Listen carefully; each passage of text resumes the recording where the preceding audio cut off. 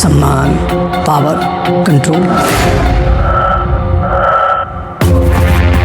आपने भी मिर्ज़ापुर अपनी अपनी गद्दी पर बैठ के देखी होगी, पर इस बार गद्दी से नहीं उठे तो रिस्क है।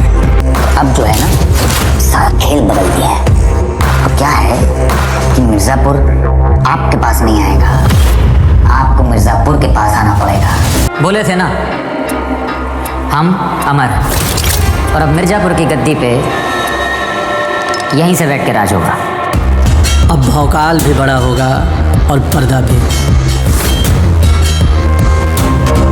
तो दोस्तों, आपने कई बार सुना होगा कि अगर कुछ पॉपुलर वेब सीरीज गलती से भी थिएटर में रिलीज हो जाती है तो बॉलीवुड की हालत खराब हो जाएगी। और अब आपकी और मेरी ख्वाहिश पूरी हो गई है। थिएटर में केवल वेब सीरीज नहीं बल्कि इंडियन वेब सीरीज का किंग आ रहा है। जी हाँ, मिर्ज़ापुर इस बार बड़े पर्दे पर वापसी कर रहा है। मतलब अब शो आपके पास नहीं आएगा बल्कि आपको शो के पास थिएटर तक जाना पड़ेगा। यह बात तो किसी से छुपी नहीं है कि मिर्ज़ापुर के तीसरे सीजन को दर्शकों ने उतना पसंद नहीं किया जितना पहले 2 सीजन का जादू था। लोग इसे किसी हद तक निराशाजनक मानते हैं। शायद इसी कारण से मेकर्स ने इस बार अलग तरीके से वापसी करने का सोचा है। अब वो सिनेमा घरों में बड़े रिकॉर्ड्स बनाना चाहते हैं। और जो लोग ये शिकायत करते थे कि शो फालतू में लंबा हो जाता है, उनके लिए यह 3 घंटे की एक फिल्म लाने का फैसला किया गया है। हाल ही में इसका एक छोटा सा टीजर रिलीज हुआ है जिसमें ओरिजिनल कास्ट को उनके आइकॉनिक डायलॉग्स के साथ दिखाया गया है। कालीन भैया गद्दी की बात कर रहे हैं, गुड्डू भैया अपने पागलपन में झूम रहे हैं और मुन्ना भैया शायद नर्क में कंपाउंडर के साथ दोस्ती निभा रहे हैं। इस अनाउंसमेंट वीडियो में एक खास बात है जिस पर बाद में चर्चा करेंगे, लेकिन ये बात तो पक्की है कि मिर्ज़ापुर की फिल्म थिएटर में जरूर धमाल मचाएगी। अब सवाल ये उठता है कि मिर्ज़ापुर द फिल्म है क्या ये कुछ नया है, रीमेक है, या उसी सीरीज को थिएटर में लाने का प्लान है? उड़ती उड़ती खबर आई थी कि मेकर्स इसी कॉन्सेप्ट पर एक फिल्म बना रहे हैं जो पुराने कैरेक्टर्स को बदल देगी। बस कहानी का मूल कॉन्सेप्ट वही रहेगा। खबर तो यह भी थी कि कालीन भैया का किरदार ऋतिक रोशन निभा सकते हैं। हालांकि इस बात पर भरोसा करना थोड़ा मुश्किल था। आज की इस अनाउंसमेंट से ये तो साफ हो गया कि 2026 में मिर्ज़ापुर का धमाका थिएटर में सुनाई देगा। और असली चालाकी ये है कि मेकर्स ने फिल्म को अनाउंस कराने के लिए